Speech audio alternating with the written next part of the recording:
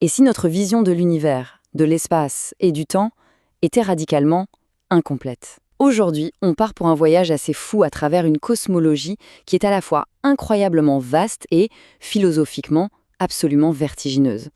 Avant même de se lancer dans l'exploration du cosmos, ça vaut le coup de se demander ce que ce mot veut dire. Parce que derrière cette question, en apparence toute simple, se cachent des millénaires de philosophie. En chinois ancien, ce qui est fascinant, c'est que le mot pour univers n'est pas juste un nom. C'est une association de deux idées. Il y a le caractère U qui représente l'espace dans toutes ses dimensions et Zhou qui représente le temps, tout le temps. L'univers n'est donc pas un lieu, c'est la fusion même de l'espace et du temps. Et ça, c'est le décor parfait pour notre exploration. Alors commençons par l'espace, le U. Et là, il faut bien s'accrocher parce que l'échelle décrite dans les textes bouddhistes, elle défie littéralement l'imagination. Tout commence avec quelque chose qu'on connaît bien, un système-monde unique. Pensez à notre système solaire, avec son soleil, sa lune, ses planètes. Voilà notre point de départ. Bon, maintenant, prenez cette image et multipliez-la par 1000. On a un amas de 1000 systèmes solaires. C'est ce qu'on appelle un petit millier de mondes. Mais on ne fait que commencer. Prenez ces 1000 à main et on multiplie encore par 1000. On se retrouve maintenant face à 1 million de mondes. Un millier de mondes moyens. Et enfin, une dernière multiplication par 1000 nous amène au grand Chilosiocosme. C'est un royaume cosmique d'1 milliard de mondes. Pour se faire une idée, c'est l'échelle d'une galaxie, le domaine d'un seul Bouddha. C'est gigantesque. Et cet espace immense, attention, il n'est pas vide et silencieux. Loin de là. Il est vibrant de vie, peuplé d'êtres qui existent sur différents plans. Des plans qui ne sont pas définis par un lieu, mais par un état de conscience, par leur rapport au désir et à la forme. Après l'espace, passons aux eaux, le temps. Et là, si l'on pensait que l'échelle de l'univers était vertigineuse, il faut voir comment le temps, lui, se comporte. C'est ici que ça devient vraiment étrange, et que cette cosmologie ancienne se met à dialoguer avec la physique la plus moderne. Dans cette vision, le temps n'est pas du tout un fleuve qui s'écoule au même rythme pour tout le monde. Non, il est complètement élastique.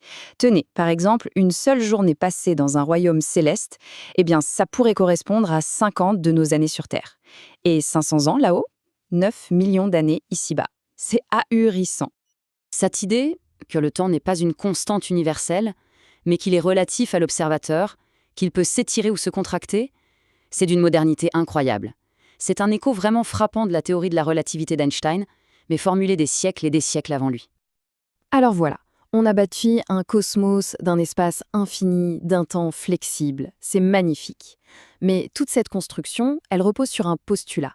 Et c'est ce postulat que la philosophie va maintenant venir faire voler en éclats. Au IIe siècle, un penseur révolutionnaire, un certain Nagarjuna, a posé la question qui change tout. Et si l'espace et le temps, finalement, n'étaient pas les briques fondamentales de la réalité? Sa réponse va complètement déconstruire la carte cosmique qu'on vient de dessiner.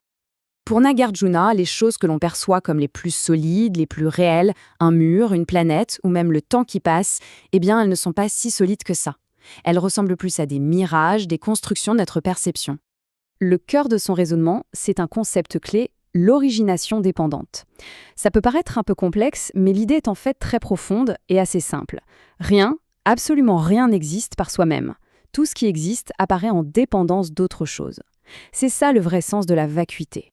Et pour le démontrer, Nagarjuna utilise une logique imparable. Prenez l'espace et la matière. Est-ce qu'on peut avoir un espace s'il n'y a rien pour le délimiter? Non. Et est-ce qu'un objet peut exister s'il n'y a pas d'espace pour l'accueillir? Non plus. L'un ne peut donc pas exister sans l'autre. Ils sont interdépendants. Ils sont donc vides, d'existence propre et indépendante.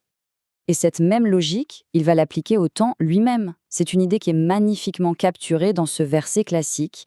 Le passé a cessé, le futur n'est pas encore arrivé, le présent est vide. L'argument est assez direct. On ne perçoit le temps qu'à travers le changement. Une fleur qui fane, une planète qui tourne. Mais si la matière elle-même n'a pas d'existence indépendante, comme on vient de le voir, comment est-ce que le temps, qui dépend d'elle pour qu'on ne le perçoive, pourrait être une réalité fondamentale? Alors récapitulons.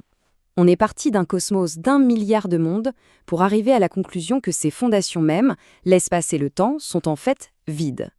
Quel est le sens de ce voyage? Pourquoi est-ce que cette idée est si importante? Eh bien, tout l'enjeu, c'est un changement complet de paradigme.